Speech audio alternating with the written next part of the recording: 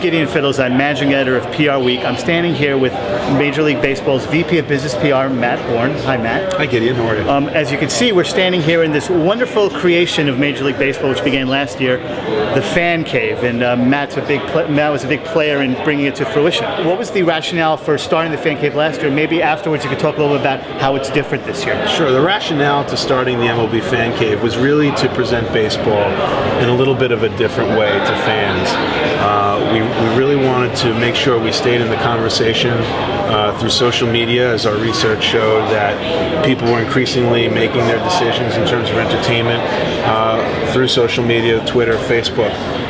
And what we wanted to do is make sure we were increasing the amount of conversation and chatter that was going on there. So by creating the MLB Fan Cave and having a host of players, celebrities, and entertainers come through, we're using this as a content engine to create content for social media.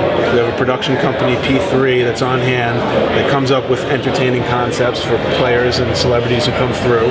And we create the video and distribute it through social media. And really, it's connecting baseball to fans, and like as I said, in a different light, through entertainment, through pop culture, through celebrity, through music, through art. And we found that the reception that we got from fans was really fantastic. It was a great success last year, but a lot has changed this year. Can you talk a little bit about some of those changes? Absolutely. We learned a lot about the things that worked last year and the things that didn't.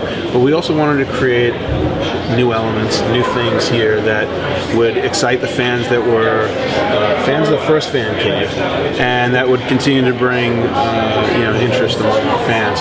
So we're standing in front of the Cave Monster, created by Sony, which is about a third larger than the one last year. We have a slide.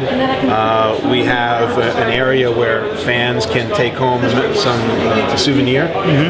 We found that when we opened it up, there was a great fan reaction. So we're having tours this year, and we're able to give away free, authentic dirt from the 30 different ballparks. So if you're a fan of the LA Dodgers, you can get Dodger dirt here at the MLB Fan Cave. A Scarborough Sports Marketing Survey came out this week. It was talking about how 44% of Gen Y are Major League Baseball fans, and 13% of them are avid fans, which it means that they're fans that are fanatical about the sport, just watch it religiously. I want to ask you a little bit about how Major League Baseball is using social media in an effort to try to get these younger fans to be lifelong fans of the sport. Well, again, I think it's appropriate that we're here at the Fan Cave and talking about that. The research off of our first year indicated that the videos that we did, the social media content that we provided, really reached the younger audience. Our typical fan base is averages about 45 years old. The typical Fan Cave fan, 30 years old. So we accomplished one of our goals, which was to make sure that we're presenting baseball in a different way, presenting it through social media, and understanding that when we're doing that, we're attracting a younger fan and bringing baseball to them in a different way.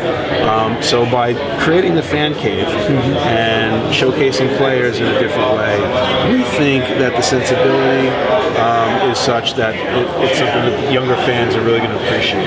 I want to talk a little bit about your job, actually, which is interesting because a lot of people might think Major League Baseball is sort of a slam dunk. Yes, I know I'm mixing sports here, but in terms of the PR, I choose to say home run. Yeah, okay, a home run.